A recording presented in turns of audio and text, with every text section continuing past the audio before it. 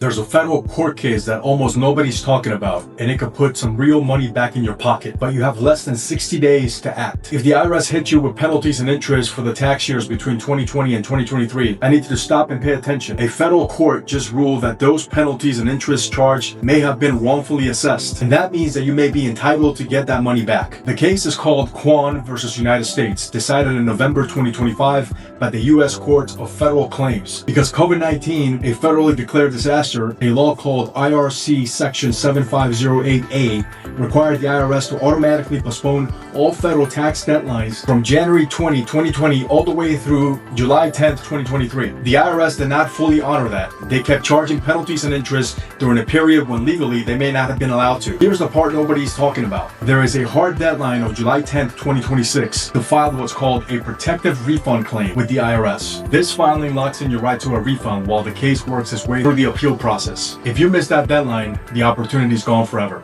even if the courts ultimately rule completely in the taxpayer's favor. We're talking about less than 60 days from right now. This affects individuals, businesses, and non-for-profits who fail to pay penalties, failure to file penalties, and estimated tax penalties. This is potentially millions of taxpayers, and most of them have no idea this opportunity even exists. If any of this sounds like it could apply to you, do not wait. Reach out to your tax advisor today and ask them specifically about the Kwong case and a protective refund claim on Form 843.